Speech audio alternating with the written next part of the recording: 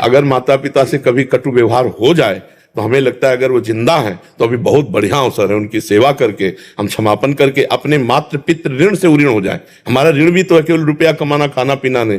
देखो उस अवस्था को सोचो जब आप शौच कर देते थे, लघु शंका कर देते थे, तब उनके तुम्हें तो ज्ञान नहीं था, वो अपने वस्त्रों को भी पवित्र करते, आपको भी, और कभी आपको मारा नहीं, पीटा नहीं।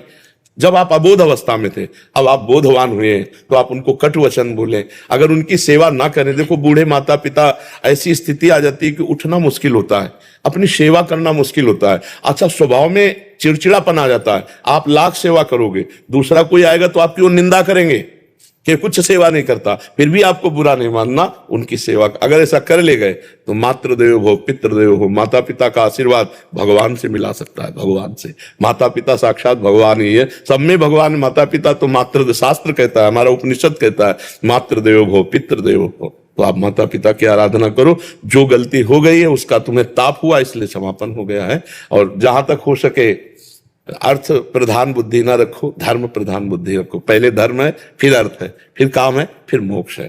तो अर्थ भी कमाओ। अगर माता पिता के पास अर्थ भेजने से काम चल जाता है तो बढ़िया है, और नहीं बनता, आपकी जरूरत है तो आप या तो भारत आओ या उनको वहां ले जाओ, उनकी सेवा शुश्रूषा जरूर करो। क्योंकि हर आदमी यही चाहता है मेरे एक संतान तो हो ही जाए। बोले किस लिए? बोले बुढ़ापे में काम आएगा। नहीं आता है कि बुढ़ापे की लकड़ी तो है ना हमारे पास।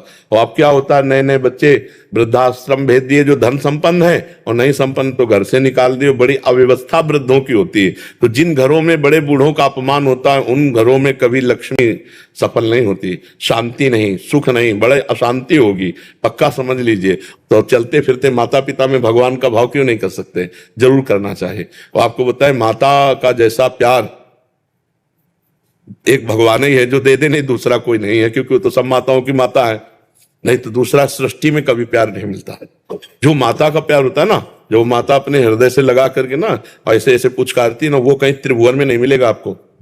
अगर कोई प्यार करेगा ना बहुत आपको, तो आपका रूप देख के, रुपया देख के, शरीर देख के, भोग वासना की, लेकिन माँ ये सब नहीं देखती।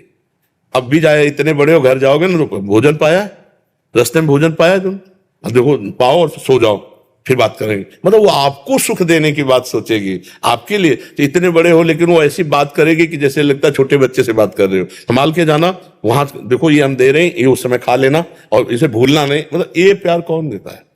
हाँ, संसार में तो सब स्वार्थ का व्यवहार चल रहा है। माता पिता को जरूर पूजा करनी चाहिए, माता पिता की सेवा करनी चाहिए।